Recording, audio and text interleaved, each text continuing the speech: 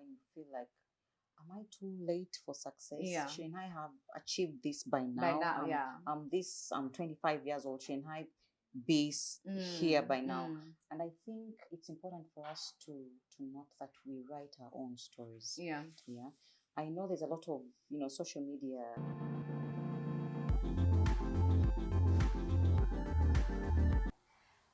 Hi guys, welcome back to my YouTube channel. My name is Priscilla. Thank you so much for subscribing. You guys have loved the 32 Amplified. You know how much joy it gives me to see you guys engaging with the content.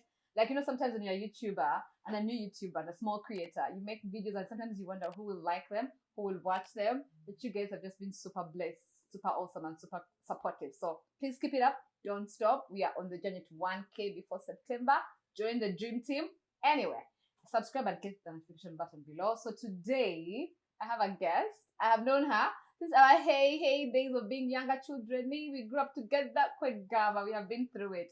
So I want to welcome Chalam Sumba, Chalabananga, She's rolling her eyes. Anyway, that's a joke. Alan, you're very welcome to my YouTube channel. Thank you so much for coming. Thank you so much for having me, Priscilla. It's an honor. Oh, wow. And so, Alan, I always ask my guests to just share with us one thing that's special to them or very unique to them. So my subscribers can remember and identify that with you. Okay. I think my name is unique to me, no? I know another Alan. Sure.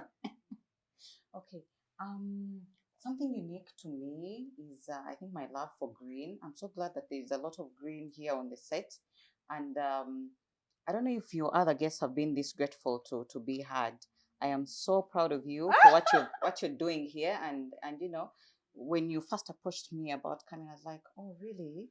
I need to then watch the videos and maybe subscribe to the YouTube channel. And then I saw very many, nice things, and I'm so proud of you. Wow, thank you. I'm very proud. Thank you for having me. Yeah, anytime. So we'll delve deep down into the questions. We're talking about success and how success looks like, and just living life on your own terms, and among a few other things. So I'll go into the first question, which is like growing up, I went to the schools that you went to, how and the friends that you had, how did those experiences shape your view of what success looks like? Oh wow, Priscilla, I'll have you know that I went to some very good schools. Yeah, exactly. With some very rich people. Yeah. And for me, my parents, I come from a very humble background, but my parents worked really hard to get me to those schools. Yeah. So I don't take that for granted. But while you're there and you're rolling with all these rich folks, your definition of success kind of changes because growing up, my dad taught us to be content with what we have. If you have a meal, if you have a bed, if you have the basic things for life, you're good. Yeah, that's just enough. Don't try to be greedy. Yeah. And then, he makes enough money to take us to these schools where you see people rolling. Yeah, like people flying from New York. In high school, we had people just driving Surfs and Benzes, and, they don't have drivers. They drive them, park them, and enter class. So you're like, there's more to life. So like, are we poor? You go home and ask your mother, Mommy, are we poor? No, thankfully I didn't. I was raised well enough to know to ask, but maybe I almost did. But you see, you're thinking, no, I think there is more to life. I think I need to get having a meal is now basic. Let me elevate myself quite, a bit, know. Yeah. So for me growing up, that was it. Lessons from my dad. Don't be greedy. Don't steal. Don't try to earn so much more. Yeah. Just earn a little and, just be happy be with comfortable. What you have. Yeah. And now that you're a bit older, how, you have done a lot of stuff. You've, achieved a lot. Guys, Alan, have to shout her out. Alan has a very successful Facebook page. She gets a lot of engagement on her page that, like comments of like 100 comments, like about how many likes, like people just comment on her very hilarious posts. So now that you're a bit older, how has that understanding of success changed for you? And have you been able to sort of fashion your own version of success? Because there's so much that's out there. But for you as Alan, how have you been able to find a niche for yourself, and what does success look like to you now? Okay. Going back to your first question, these friends that I've gone to school with, they've been a source of very good social capital to me. So right now, even my current job, I always get headhunted. I always Yeah. get referrals and things Yeah. like that. So I think that has helped to groom me into the person that I am today. But also, I am looking at achieving a lot more. Mm. I thank God for my dad and Yeah. his presence in my life, his contribution to my earlier definitions of success. Yeah. But right now I'm looking for a lot more than he taught me to have. Yeah. And he is proud of me. Yeah. He's proud of me because we run some projects together, and he's very limited. He says, if we do this by April, we'll be good. I'm like, Yeah. no, Daddy, let's shoot a little, Yeah. a little And why do higher. you think probably is a generational thing, the time they grew up and the time we've grown up? Is it because we have grown up in two different times where right now we are taught from a very tender age to dream big, to be ambitious, so that we can achieve everything that we want to achieve, which was different from the time when they grew up? Exactly. Yeah. For example, right now I can save for my children Yeah. at a very young age Mm. and prepare for their future, Yeah. which was not exactly the case growing up. Yeah. So my dad felt like he needed to work so hard to raise us and stuff. But right now, it's different. I have three children. I'm like, I need to save up so that by the time they get to maybe starting Mm. businesses, they have at least a startup capital, Yeah.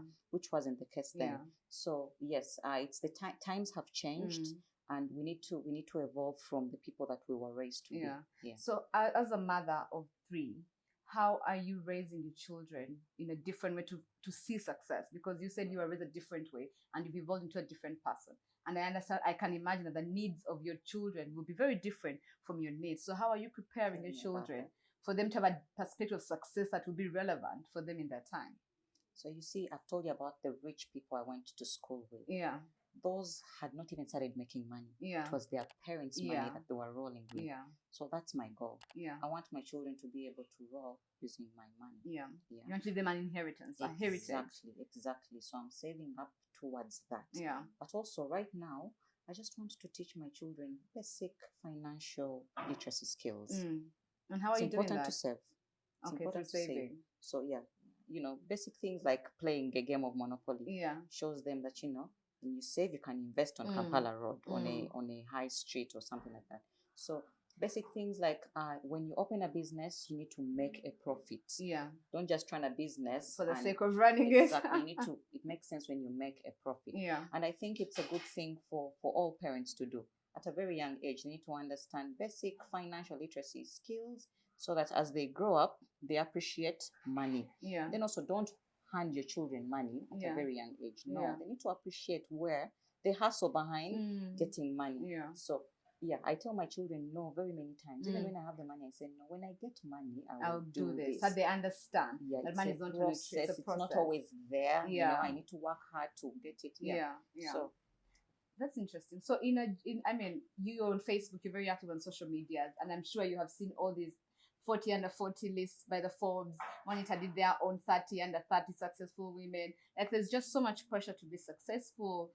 I'm a huge fan of shouting at my achievements on Instagram and social media. So I can imagine like everyone else is sharing, they're doing, oh, I've gone for a conference here, I've written a paper this, I've done, So how do you live life on your own terms so that you define success for yourself, not by what everyone else says, So how have you been able to get into that space where this is for you what life looks like, and that's okay, without feeling the pressure to live a life that is accepted by social media or these big media houses?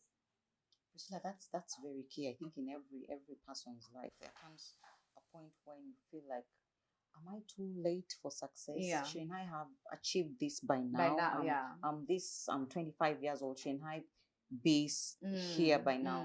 And I think it's important for us to note that we write our own stories. Yeah. Yeah. I know there's a lot of social media. Yeah, like I mean, noise there's all these that things of think by so many 30 you things should have thrown you should away. have done this. By 40 you should have done this. But like I said, like how do you it can be overwhelming. But you see how many Priscilla Tamales are in the world. How many Arlen Sempas are there? You have your own story to write. I'll have you know. I got married immediately after campus. Yeah. So I paused my life to first have babies. Yeah. Not intentional, by the way, Yeah. but It just happened. Yeah, that's what happened. And then, yeah, there were many times when I thought like, oh, will I ever get back on my career track? What's going to happen to my, like, I have a good degree. What's going to happen to it? I'm here raising children. I didn't even plan for this. But at some point, I got back on track. And it's a unique journey. Everyone has theirs. So if you do your masters straight after campus, you do your masters, you do a PhD, very good. Yeah, that's your journey. Don't feel bad that you don't have children, you're not married yet. No. We all have our own stories to write. So can I say screw on your channel? Just screw all that noise. You have your own story to write, so go ahead, write, have fun doing it. So what would be your one piece of advice for someone who feels like success is too late for them? They feel like they're late bloomers. Like, I mean, I'm not married sometimes, and truth be told, like sometimes you watch people like, oh, by this age you should be married. You're like, oh, like, so I have had to deal with that. So what is one piece of advice for someone who feels like success is too late? They're like running late behind a clock, huh? Like what would you like to tell them? Let me give you a metaphor, an interesting one. I have like a friend who's small, like not curvy and stuff, but then there are times when she bangs like a good deal, and then she says, this month I've gotten a bum. And the bum is that check that she's cashing. You understand? So we have those things that we really think mean so much, but then there's something else in your life that means that could be that could be your bum, that could be your hips, that could be your marriage, that could be your job. You understand? But we're just not paying attention to them because we are focused on what other people have, which is wrong. I think we need to focus on what we have. I am not tall as a person, but see, I have length in other areas of my life. You're good with words. Am I? Yeah. But you understand what I say, what I'm saying. So, we need to focus on that. Success means different to other people, and we should stop looking at what other people call success and look into our own story. Yes. So, that's something that I want everyone to take away. Like in writing your own story, look at your attributes as a person. What elevates you and your personality, your success story. There is something in there. There's a bum in there. There are hips in there. There's a good salary in there. It could be. Do you know that I'm not good with my hands? I can't do anything. I can't bake. I cook basic things for children. Like I have to even go to Google, search for recipes, and yet other people it comes so easy to them. That's true. So those are pluses for them.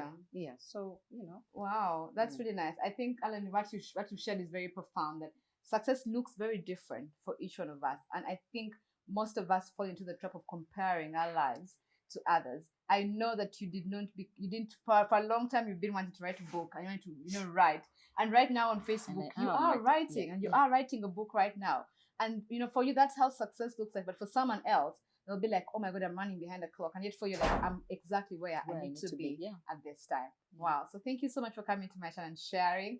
Guys, if you're feeling pressure, I know sometimes it can be pressure, and you may watch my YouTube channel about all these successful women and feel pressure. Guys, success looks different for everyone, and we all have our own journey. So don't feel bad. Your time is coming. Just keep putting in the work and you'll get there. So thank you so much for watching. Subscribe. Banan. I have sung this song. If you're not subscribed, why are you watching? Subscribe. Anyway, thank you so much for watching. Come back, drop me a comment. I really love engaging with your comments. And Alan's Facebook page is Alan Semper. So please follow Alan on Facebook. Her page is Alan Semper. And yeah, thank you so much for watching.